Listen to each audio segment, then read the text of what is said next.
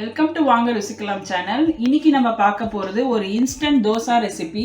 வீட்டில் தோசை மாவு இல்லைனாலும் குயிக்காக ஒரு தோசை செய்ய போகிறேன்.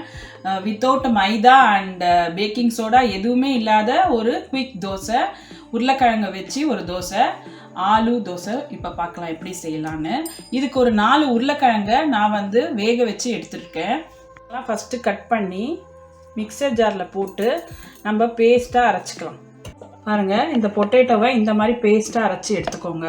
இதுதான் கன்சிஸ்டன்சி. இப்போ இந்த பேஸ்ட்டை ஒரு பவுலில் ட்ரான்ஸ்ஃபர் பண்ணிக்கலாம். பொட்டேட்டோ பேஸ்ட்டோட 1.5 கப்பு அரிசி மாவு சேர்த்துக்கலாம். கப்பு ரவை சேர்த்துக்கிறேன். பொடியாக நறுக்கின பெரிய வெங்காயம் ஒரு 2 எடுத்துக்கிறேன், அதையும் சேர்த்துக்கோங்க. பச்சை மிளகா ஒரு 3 பொடியாக நறுக்கினது, கொத்தமல்லி பொடியாக நறுக்கினது அதையும் சேர்த்துக்கலாம். 1 டீஸ்பூன் ஜீரகம் சேர்த்துக்கலாம். கலருக்காக 1 பிஞ்ச் மஞ்சள் தூள் சேர்த்துக்கிறேன். இது ஆப்ஷனல் தான், ரொம்ப கலர்ஃபுல்லாக இருக்கணுன்றதுக்காக நான் சேர்த்துருக்கேன். நம்ம 5 கப்பு தண்ணி சேர்த்துக்கலாம். நான் அந்த பொட்டேட்டோ இது பண்ண தண்ணியும் சேர்த்துருக்கேன், மிக்சியில் கழுவின தண்ணியும் சேர்த்து 5 கப்பு சேர்த்துருக்கேன். மிக்ஸ் பண்ணிக்கலாம். ஒரு லம்பும் இல்லாமல் நல்லா இப்போ இதை கலந்துக்கலாம். பாருங்கள், இந்த மாதிரி நல்லா கலந்து விட்டுக்கோங்க. வாட்டரியாக இருக்கணும். இதை ஒரு 10 to 15 மினிட்ஸ் நான் ரெஸ்டிங் பண்ணுறேன். அதுக்கப்புறமா நம்ம தோசை செய்யணும். அந்த தோசை மாவு ரெஸ்ட் ஆகிற டைமில் நம்ம குயிக்காக ஒரு டொமேட்டோ கார்லிக் சட்னி பண்ணலாம். ஆயில் சேர்த்துக்கோங்க.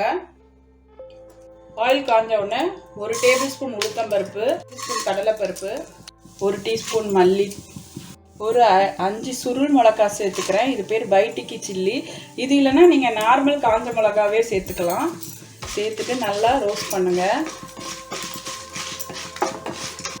ஒரு 6 பல்லு பூண்டு சேர்த்துக்கிறேன்.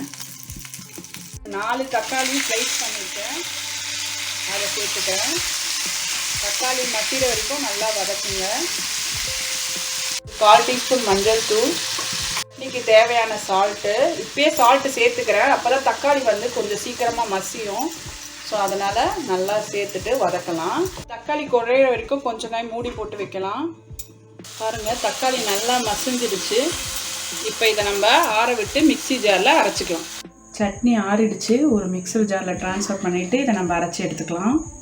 டொமேட்டோ கார்லிக் சட்னி பாருங்கள், நான் அரைச்சி எடுத்துகிட்டு வந்துட்டேன். இப்போ இதை நம்ம தாளித்து கொட்டிக்கலாம். பாருங்கள், நம்ம டொமேட்டோ கார்லிக் சட்னி தாளித்து கொட்டிட்டேன். சூப்பராக ரெடி ஆகிடுச்சு. வாங்க இப்போ நம்ம தோசை வறுக்கலாம். இந்த மாவுக்கு தேவையான உப்பு சேர்த்துக்கலாம்.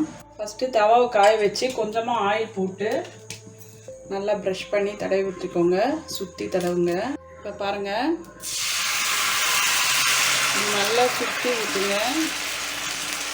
இப்போ ஆயில் ஊற்றிட்டு மீடியம் ஃப்ளேமில் வச்சு நல்லா செவக்க வைங்க. ஒரு சைட் செவந்துடுச்சு. இப்போ நல்லா திருப்பி போட்டுக்கலாம். பாருங்கள், நம்மளோட ஆலு தோசை நல்லா கிறிஸ்பாக சூப்பராக வருது. பாருங்கள், ஆலு தோசை ரெடி ஆகிடுச்சு. நான் இப்போ பிளேட்டிங் பண்ணுறேன்.